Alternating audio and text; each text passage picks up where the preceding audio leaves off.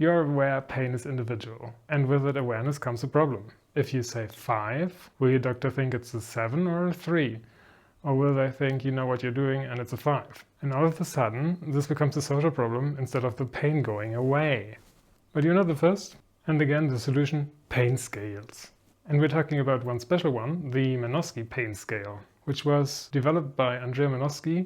I think it's her, but I'm not sure, who herself has had chronic pain and was trying to communicate to her doctors how she was feeling over time. There's 2 studies with the Manoski pain scale, one for chronic pain and one for acute pain. And we're going to look at pros, cons, and the scale itself and how to apply it, and if there are drawbacks. There are 2 approaches to pain assessment. Objective pain assessment, which is done by the doctor, and subjective pain assessment, which is done by yourself. The general task of pain assessment is to find the amount of urgency, how to bring you to the level of comfort where you can heal, and for pain that is going to take a while to go away, how to manage your daily life, like after a major surgery.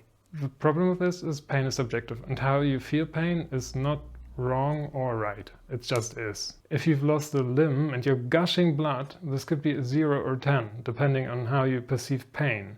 Your pain sensitivity, your pain threshold, and a mix of bodily responses, everything from adrenaline to trained resilience. It is not good to not feel pain. This is not a competition. It's not good to have a high or low tolerance. It is a response that tells you that something is broken and needs fixing. And it tells you this needs to happen soon-ish, or this needs to happen very right now. The Manoski pain scale is a mixed subjective pain scale, and it focuses on making your pain experience repeatably available to comprehend and to compare. Arguably, all pain scales achieve this on different levels. If you've not heard of the Manoski pain scale before, you might wonder if it's even valid. And the quick answer to this is yes. It has the same validity and repeatability as the other pain scales have. The added benefit of Manoski pain scale is that people prefer it under study conditions. And I prefer it. So I'm biased, because it gives you a guideline. So it says, if you have this, pick this. And this makes it easier for me. People who especially preferred, or this was the group where this was tested against, was veterans with chronic pain. And this was the result of the study that is named Source 1 in this video. Now let's finally have a look at the Manoski pain scale. And sorry for the comparative intro. We're going over this, so you can listen to it or you can skip if you're not interested and just want to look at the picture briefly. We have a 3-column table. And we have 0 to 10, the numeric pain. And then we have a level of pain, and we have a level of medication success. 0 is pain-free and no medication needed. 1 is very minor annoyance, occasional minor twinges, also no medication needed. 2, minor annoyance, occasional strong twinges, but still no medication needed. Then we have 3, annoying enough to be distracting, mild painkillers, like over-the-counter, are effective.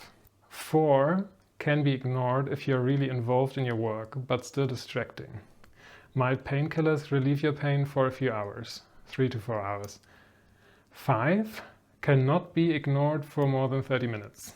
Mild painkillers relieve pain for 3 to 4 hours. 6 cannot be ignored for any length of time, but you can still go to work and participate in social activities. Strong painkillers, codeine and tramadol, reduce pain for 3 to 4 hours. 7 make it difficult to concentrate, interferes with sleep, you can still function with effort. Strong painkillers are only partially effective. Requires strongest OxyContin or morphine for relief. Pain level 8. Physical activity severely limited. You can read and converse with effort.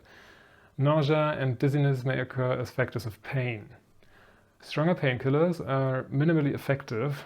Strongest painkillers reduce your pain for 3 to 4 hours. 9. Unable to speak from pain. Crying out or moaning uncontrollably. You're near delirium. Strongest painkillers are only partially effective. Number 10, unconscious. Pain makes you pass out. Strongest painkillers are only partially effective.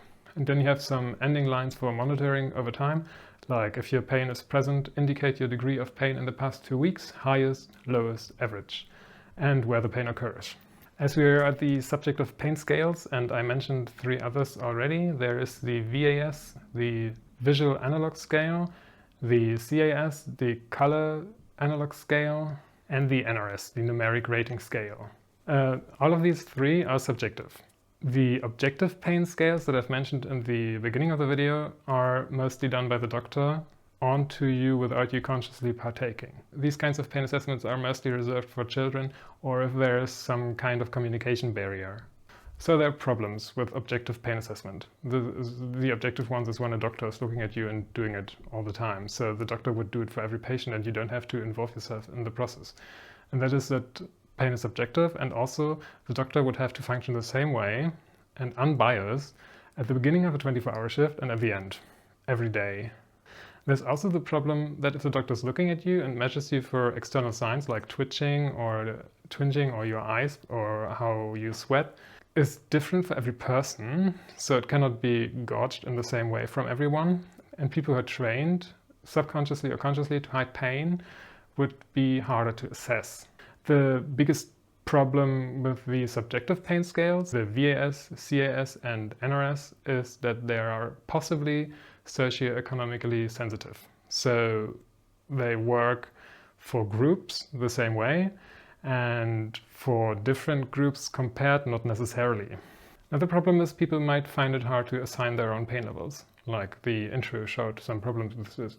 Like the intro showed, like, is this the real pain level? Is this too much, too little? Will I get what I need? And also you have the problem that strong pain could limit the accuracy of your response. You might go over because you need quicker relief and endanger yourself with strong opioids. The slight difference between the Manoski pain scale and the other three subjective scales is that it comes with guidelines, plural. It gives you a number, the numeric rating. It has options for how the pain interferes with your daily behavior, and it has options for how you can go about your day under influence of different painkillers. The melt of the three different options, numeric, task interference, and painkiller relief, make it easier to base your own answer, so it provides a guide that you can go through. What I mentioned was what I like about this. Now we come to the second study from 2019. The study compared the Manoski pain scale to the numeric rating scale and found 84% match.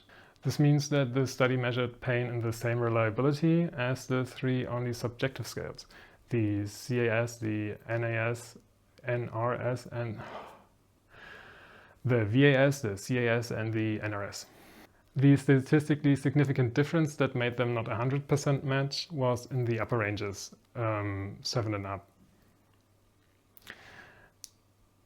With the Manoski guidelines, people repeatedly picked lower. The highest they picked on the Manoski was 6, while 38 people picked 7, 8, and 9 on the numeric rating scale. This would have had the effect that the overall reduction in opioids handed out to people would have been 38% over all study subjects in the second study. The second study also validates the Manoski scale for The second study also validates the Manoski scale better for generalization than the first study, because less than half the population was white and less than 40% were men. So what difference does the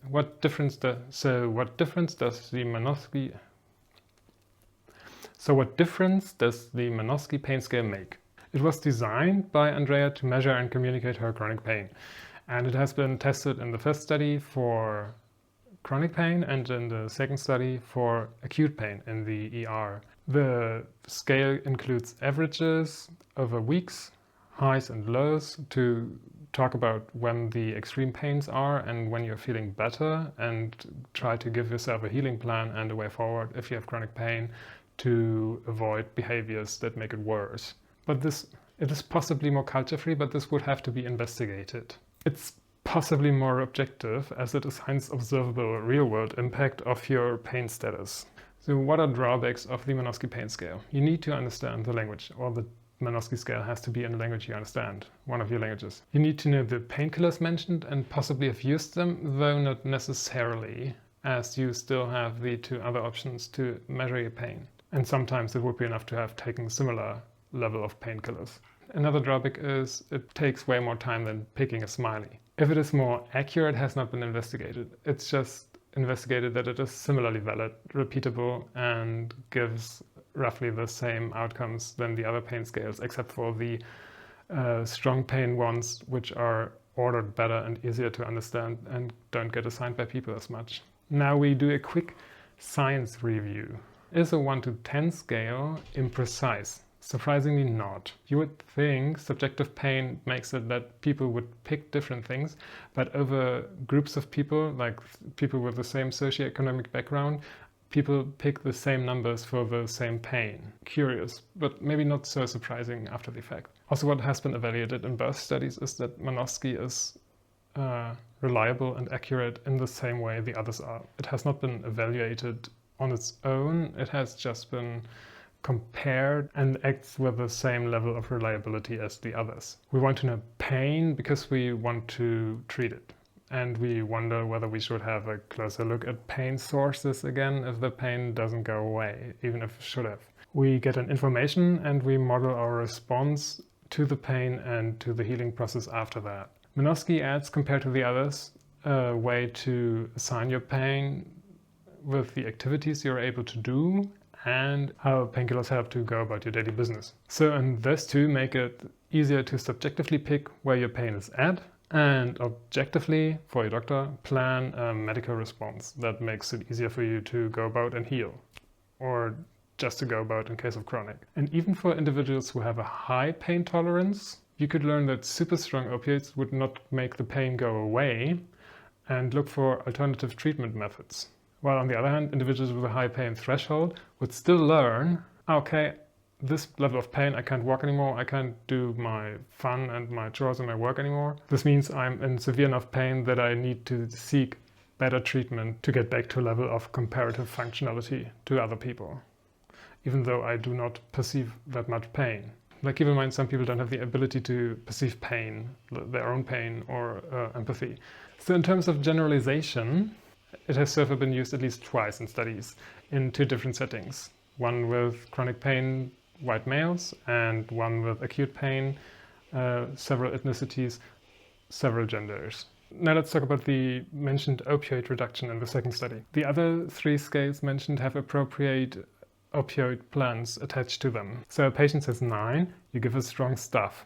A patient has 4, some over-the-counter stuff will do. In study 2, most people who in the numeric scale had 7, 8 or 9 went down to 6 because they said, yeah, I'm not about to go unconscious and I'm also not wailing from pain, so maybe this will do. And these assessments in the second study would lead to 38% reduced opioid treatment with people. Is that good? Giving strong painkillers is hard on the body. This is important. But not giving painkillers when it's needed is also hard on the body.